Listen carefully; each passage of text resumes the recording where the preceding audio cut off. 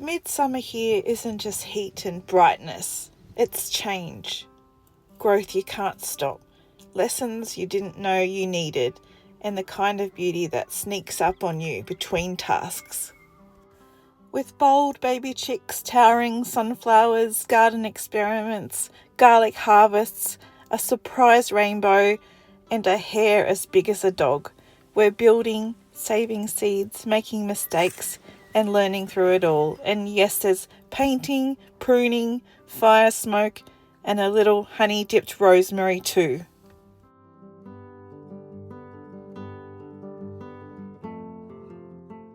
Some days feel like everything's in motion. The vines reach, the sunflowers tower, and the chicks grow fast, and we try to keep up as best we can. Into dogs. The cos lettuce has gone to seed now. Those little dandelion puffs showing they're ready. I'll snip a few and store them in paper bags, but I might let a few drop and self-seed too, because Krista from Krista's Cut Flowers suggested that they grow better that way. We've recently had some visitors in our yard, a pair of hares. One of them is huge, at least 5 kilos by the look of her. They say that the larger ones are usually female, so I'm hoping that she doesn't eat everything we've planted. But part of me wonders if it means we're creating more diversity here and that the land is softening and inviting more life in. Most of us grow up picturing rabbits happily nibbling on carrots, all because of cartoons like Bugs Bunny. But that image isn't really how rabbits live in the wild. I was reading recently that the idea that rabbits love carrots got a huge boost from the 1940s Warner Brothers cartoon A Wild Hare, where Bugs Bunny casually chomps on a carrot while outsmarting Elmer Fudd. But that carrot munching was actually a playful nod to the scene in the 1934 film It Happened One Night, where actor Clark Gable leans against a fence and munches on a carrot while talking, and the cartoonist thought it looked funny and full of character. And so because Bugs Bunny was so popular, that image stuck, and over the decades, generations have come to believe that rabbits naturally love carrots, even though it's more of a cartoon myth than real dietary habit. Anyway, speaking of carrots, we pulled up a few carrots and some of them were a little bit ugly. Probably because the carrots grew really well until they hit the compacted ground underneath our no-dig beds. So some of them were stunted a bit, but we got a few good ones and we used them in our salads and things, so that was nice. So the passion fruit vine that I planted next to the choco vine in the warmest, most protected part of our garden are thriving. So I'll have to think ahead of how we're going to protect them when the frosts come again, but for now they're safe. Paul took the ride-on mower past the new European beehive for the first time today. He went quickly just in case, flinging a few bees aside in the breeze, but no stings, no trouble. They seem to be thriving, especially with the angophoras blooming so heavily nearby. Massive tufts of creamy blossoms that the bees are loving, and the air around the trees is alive with their hum. In our part of New South Wales, the cream-coloured blossoms of the Angophora don't just appear by chance. They follow the natural rhythm of the austral summer, and depending on the season and rainfall patterns. The stinging nettle. And we reviewed our videos the other day, our movies. And what did you say in the first movie or two? That I wanted to make stinging nettle tea. No. Incorrect. What? You said Stinging nettle is in fertile ground? Yes, correct. So all this ground here under the tree, which is where the chickens hang out, is all fertile ground. Heaps of stinging nettle. And that's where all the snakes are. And snakes. Stinging snakes. Stinging nettles and snakes. I wonder what stinging nettle and snake stew would be like. We'll have to ask the Gruffalo. Our baby Isa Browns are about 8 weeks old now and getting bolder by the day. They've been safe, even with Mr. Snake roaming nearby, and we've kept them separate from the older hens, at least until today. A few of them have hopped over the barrier, braver than expected, and strutted out into the bigger world of the big pen. Hey, chooks. Hey, chook. Hey, chooks. Little chooks. When the season turns and the pods begin to dry, that's the time to save. I let the bush beans and sugar snap peas stay on the plant a little longer, not to eat, but to mature fully. You'll know they're ready when the pods feel dry and papery, and you can hear the seeds rattle around inside a little when you shake them. I pick them when they're crisp, not green, and bring them inside to finish drying somewhere safe and airy, normally in a paper bag. And once the pods are completely dry, I gently crack them open by hand, letting the seeds fall into a bowl or into my lap or somewhere, and then I normally save them and put them into a little paper envelope.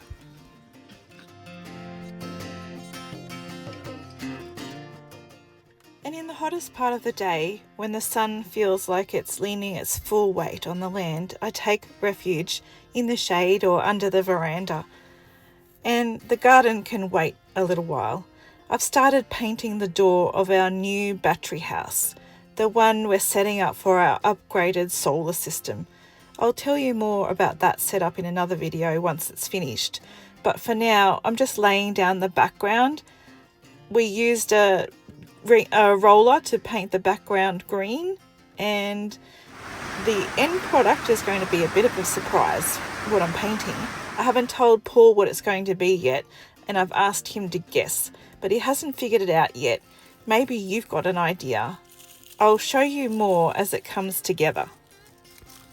So we ended up harvesting our garlic in December, and the garlic bowls were massive. It was a bit of a mix actually. Some of them were small, but the ones that were massive, they were probably left in the ground too long and they'd split at the skins and separated. So while the cloves are still tasty and beautiful, we'll use the ones that have split first, and we'll save the next biggest ones that still have their skins on for the next season. But this garlic was a bit of a disappointment in some ways, but it'll keep us going for a little while. We do love our garlic, so we use it up really quickly. So anyway, we'll probably use about half of these garlic in cooking, and then we'll save about half for the next season. So there you have it.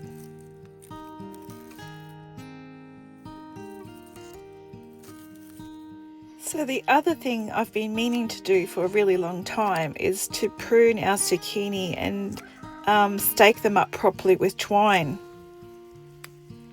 Zucchini are generous plants, fast to grow, fast to give, but they can get unruly if you let them. I've let mine go on too long without staking them properly, and they've sprawled across the ground, and that's not good for them. So today I'm trying to tidy them up. So I'm starting off by pruning off all the lower leaves, especially the ones that are yellowing or lying on the soil. That helps with airflow, and it gives the plant a bit more energy to send out to the fruit. So I use clean secateurs and cut right back to the base of the stem.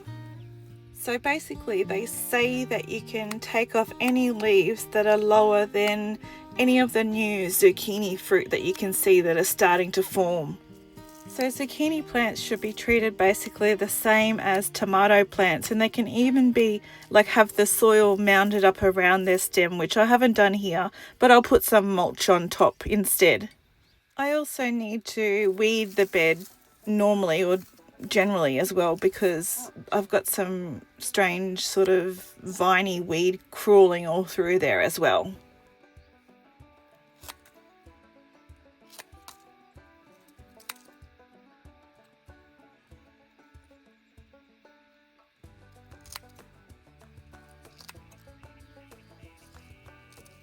So these zucchini plants have been producing beautifully over the last month or two, and we've been having zucchini slice and all sorts of things with the zucchinis. But as soon as I stopped paying attention to their watering and stuff, they just sort of became really sickly looking. So I was neglecting them for a little while, so that's why they're in the state they're in now.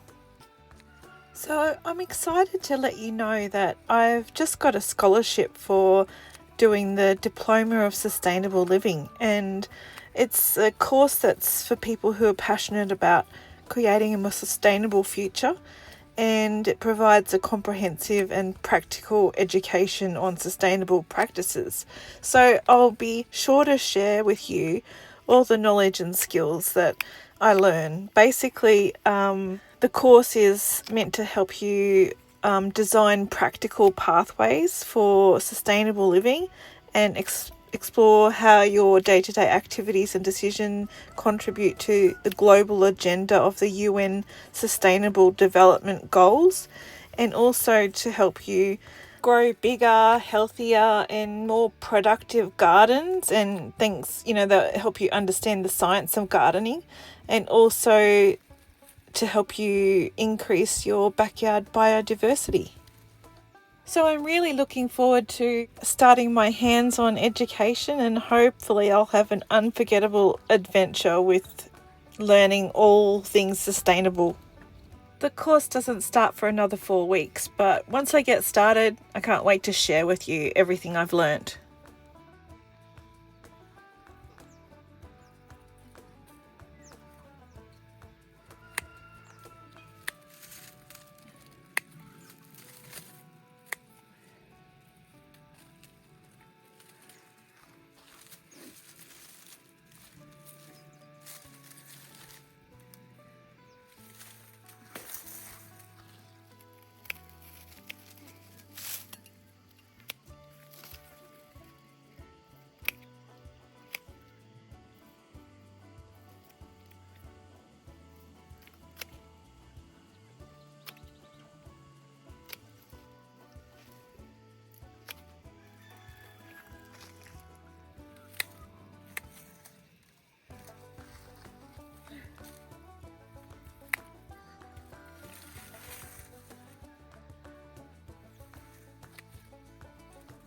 And that might do it with the pruning, or maybe a few more on this one. I'm not sure why, but this is quite satisfying.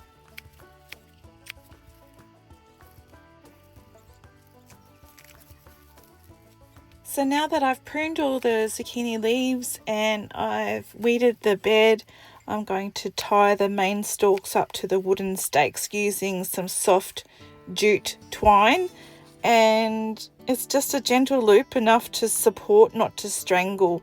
It's a bit awkward, especially once the plant's gotten this big and spiky, so I should have done it a lot earlier, but it's worth doing. So you tie it upright and they take up less space as well. They stay healthy and are easier to harvest from. I'll also sow some dill through this bed as well.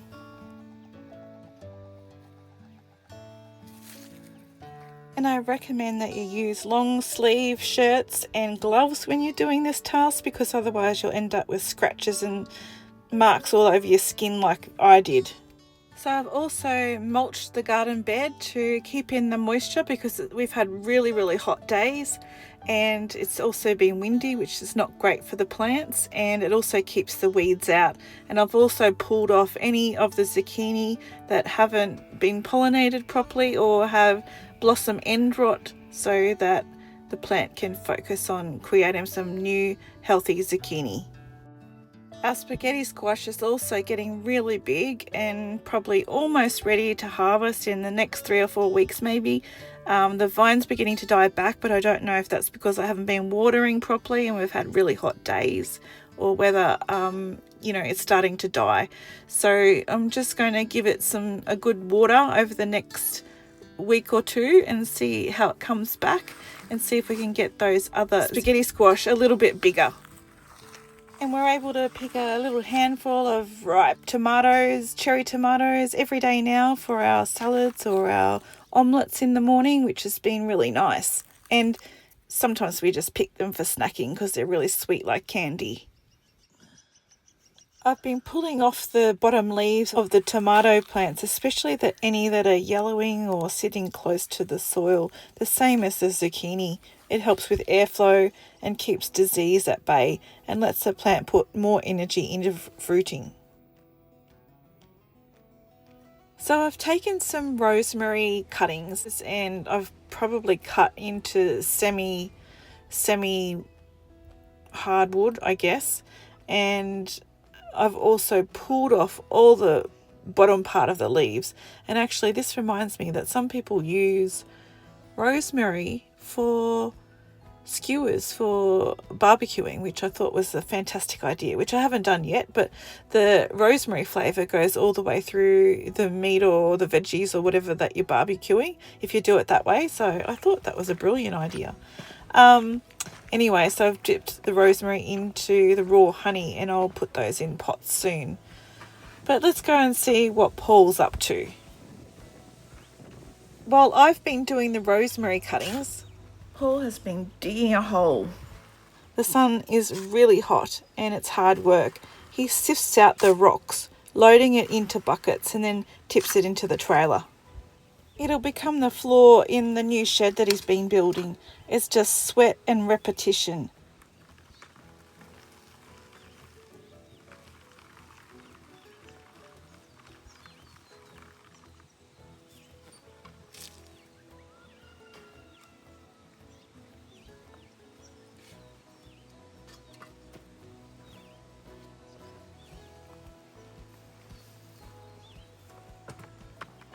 I probably could have bought this for $100.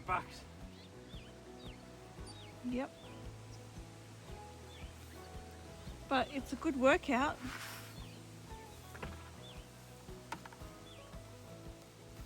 For those that like workouts. Do I look like I enjoy workouts? So after about 2 or 3 hours, Paul had a lot of sand in the back of the trailer. A helicopter with a water bucket hums overhead. It's heading for the nearby hills where there's another fire that's trying to be controlled at the moment as well.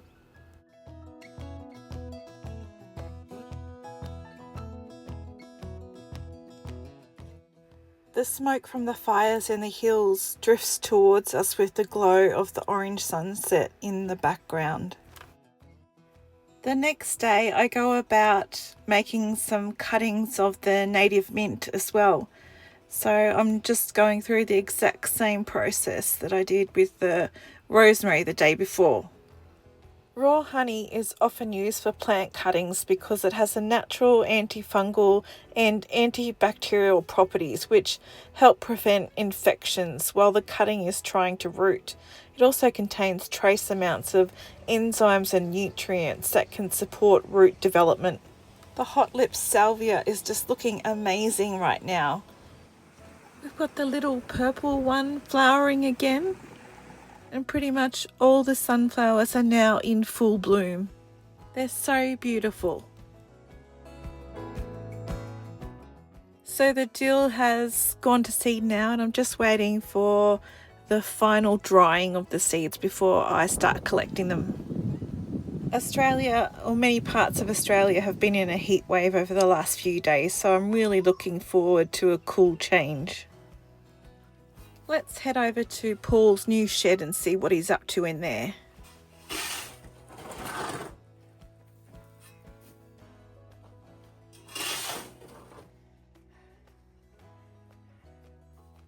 Paul shovels the sand into the shed floor.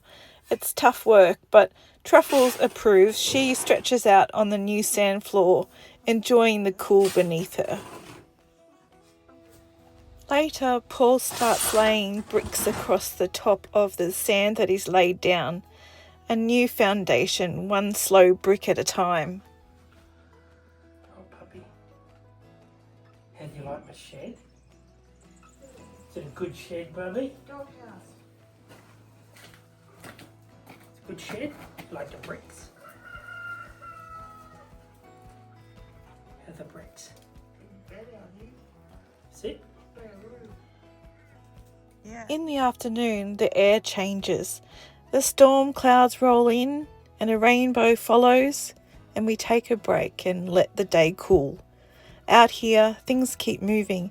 Some fast, like the chicks hopping fences, and some slow, like garlic curing in the sun or bricks settling into the sand. Thank you for joining us here and sharing our journey. Wherever you are, I hope you find small reasons to keep going, and I hope you leave here feeling a little more at peace.